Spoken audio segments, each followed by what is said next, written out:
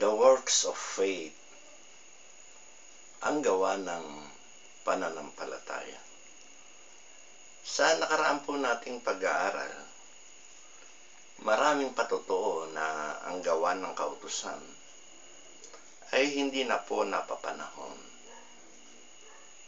Kung gusto niyo pong i-contest yan, ipadala lang po sa thereadersfaith@gmail.com.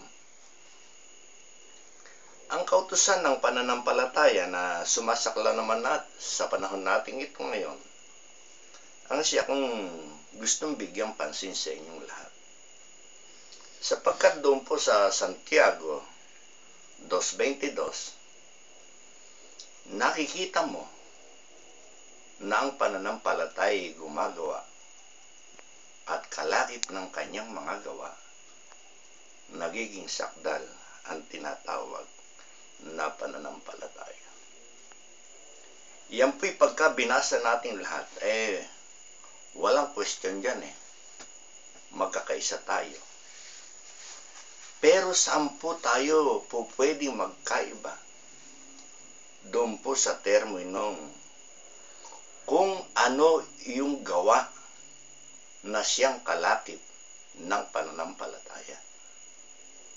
Hindi na po iyang gawa na ipinangusap ni Propeta Moises. At bilang katunayan po ng bagay nito, doon po sa 2:14 hanggang 17 ng Santiago, anong pakikinabangin mga kapatid ko, na kung sinasabi ng sino man na siya may pananampalataya, datapwat walang mga gawa, makapagliligtas baga sa kanya ang pananampalatayang niya? Ay di kinakailangan pala yung pananampalataya may lakip na gawa. Pero ang question nga po, ano yung gawa na siyang kalakip ng pananampalataya? Kaya nga natayo yung mga yan dahil sa pananampalataya. Yun po ba yun? Tuloy po natin yung sinasabi ng katwiran sa Santiago. Kung makita mo ang iyong kapatid na hubad, walang kakanin sa araw-araw, at sinabi mong, sige, magpainit ka, magpakabusog ka, gayon pa may hindi mo binibigay ang pangangailangan ng kanyang katawan, ano ba ang pakikinabangin dito? Gayon din naman ang pananampalatayang walang mga gawa ay patay. Kaya dito, kung makikita mo, sa kapwa mo gagawin yung tinatawag na gawa ng pananampalataya. Kaya nga po, yung kautusan na yan ay nauuwi lamang sa isang salita na sinabi ng katwiran ng ating Panginoong Jesucristo na tatapusin at paiikliin. Tinapos na po kasi yung kautusan ng mga gawa. At yung po'y pinaikli. Sa anong paraan? Na iibigin mo ang iyong kapwa na gaya ng sa iyong sarili. Ganun po ang dapat nating gawin. Kinakailangang umiral ang pananampalataya sa kapwa mo na nalalakipan ng tinatawag na gawa. Sapagkat meron ding isang pananalita ng katwiran na kung makita mo ang iyong kapatid na nangangailangan at sa kanya'y ipagkait mo ang iyong awa, paano mananahan ang pag-ibig ng Diyos sa iyo? Yung kapatid na nakikita mo'y hindi mo maibig, maiibig mo pa ba ang Diyos na hindi mo nakikita? Yan ang lohika ng katwiran. Meron nga dyan sinisiraan pa ang loob ng kapwa-tao para lamang huwag lumapit sa kanya at mahingan siya ng konti niyang tulong. Tignan nga po ninyo yan. Mas binibigyan niyang katwiran na mahalaga raw ang pagtulong sa material na bagay kaysa pagtulong sa kapatid. Abay, huwag pong ganyan. Tignan po natin kung ano ang talagang katwirang marapat na kalakip ng tinatawag na pananampalataya. Yung gawa na iuukol mo sa iyong kapwa-tao sapagkat diyan mo may pakikita ang ganap na pagmamahal at pag-ibig mo sa Diyos. Gawin mo sa iyong kapwa. Ano po pa ba ang maaaring bunga ng pananampalataya na gawa ang ibubunga sa buhay ng tao na pinapayagan at po pwedeng payagan ng Panginoong Diyos? Doon po sa Pilipos 4:8, ano po ang sinabi ni Pablo sa mga taga-Pilipos? Katapos-tapusan mga kapatid, anumang bagay ng katotohanan, anumang bagay na kagalang-galang, anumang bagay na matuwid, anumang bagay na malinis, anumang bagay na kaibig-ibig, anumang bagay na mabuting ulat, kung may anumang kagalingan at kung may anumang kapurihan, ay isipin ninyo ang mga bagay na ito. O yan, ang po pwedeng ikonsidera sa magiging gawa ng pananampalataya.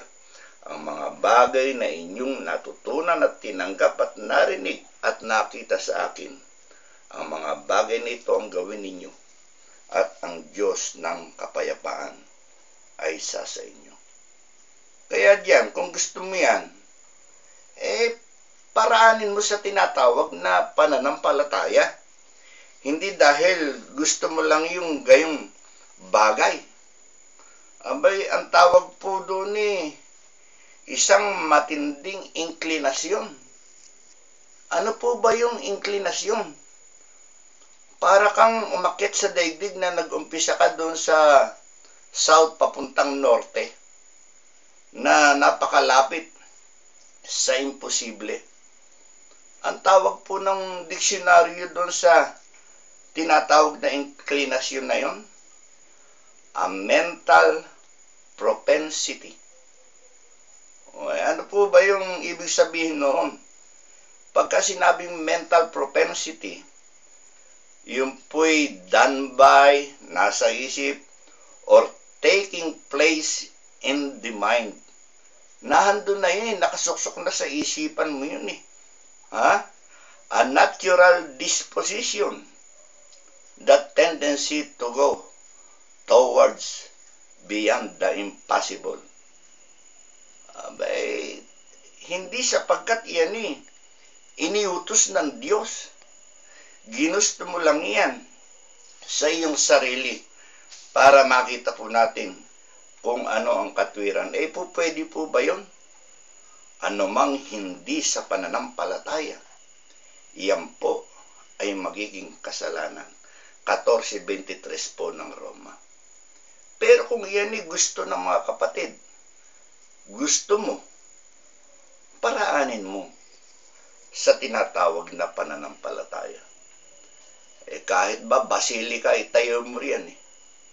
Kahit ba katedral . Tignan mo si David. Nung makita niya yung kabanatipan ng Panginoon, nahandun lang sa parang at natatalukbungan lang ng tolda. Si nakatira sa isang bahay na sedro na nakikisamihan. Tumugtog sa kanyang puso na ipagtayo ng bahay ang Panginoon. Hindi ang humila sa kanya yung inklinasyon para makita ng tao yung kanyang ginagawa. Hindi. Talagang mula sa puso, mula sa kanyang pananampalataya. Pero hindi utos ng Diyos yan. Ang sabi nga ng Diyos anong bahay ang itatayo mo sa akin? Langit ang aking luklukan, lupa ang tuntungan ng aking mga paa. Tignan Tingnan ninyo yung katwirang nangyayari at nagaganap dyan. Ngayon para makapag-iwan lang tayo ng legacy sa mga tao. Hindi tayo sa tao naglilingkod. Anong ginagawa natin? Tingnan ninyo si Solomon. Dahil sa pananampalataya, talagang umiral sa kanya at maging sa gitna ng bayang Israel, kusang loob at may kasayahang puso na tumulong sa gawain niyon. Bunga ng kanilang pananampalataya.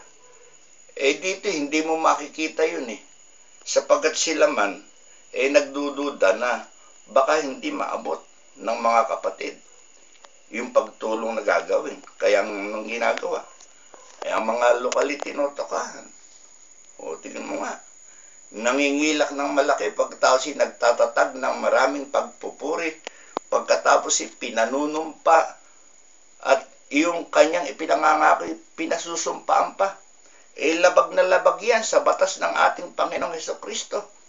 Basahin ninyo sa 5 ng Mateo at 5:12 ng Santiago. Kayo na po ang bumasa. Ayaw kong kutkuting lahat ito. Sapagkat ang gusto ko po ay iayos ninyo. Ipwera nyo na ako. Pero iayos ninyo. Sapagkat pag hindi ninyo iniayos ito, hindi ko titigilan ito. Pero iayos nyo lang ito. Ngayon din, buburahin ko ang lahat ng video ng The Readers of Faith. Ang hirap sa inyo, kinukulong ninyo ang isip ng mga kapatid. Tingnan nga ninyo yung nangyari kay Socrates. Si Socrates na isang philosopher noong pang 500 taon halos bago ipanganak ang ating Panginoong Hesukristo. Pinagbintangan na kinukulong ang isipan ng mga kabataan. Umanis siya ng capital punishment Ano yun? Pinainom siya ng hemlock.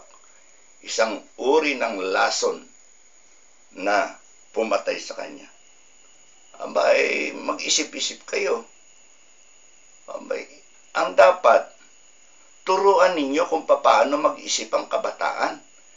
Ang tinuturo ninyo kung ano ang dapat isipin Mali yun. Ang tawag doon ay corruption of mind. Hindi ko po kayo ninanais umalis dito mga kapatid sa loob ng iglesia. Manatili po kayo dyan at pagyamanin po ninyo yan. Pero huwag po kayong papayag kailanman sa hindi tama na pamamaraan ng paggawa. Kaya nating ipagpatuloy ang malalaking gawain, ngunit gawin natin sa pamamagitan ng pananampalataya. Alalahanin nyo naman yung pinagkamatayan ng matanda. Pero hindi ninyo gagawin yan Bakit? Grade 1 lang ang turing nyo ron kayo, mga professional, mga PhD pa. Tanong ninyo kung ano kahulugan ng PhD. Saan PhD? Sa buloy. Hindi ko sinisiksikan sarili ko dito. Yun ang totoo po niya, pero meron po akong konsensya sapagkat ako'y dati po sa ganitong gawain. Kaya nga po, sana buksan ng Diyos ang ating pag-iisip na maiayos ang lahat ng mga bagay at ang Diyos ng kapayapaan ay isa sa atin. Magandang araw.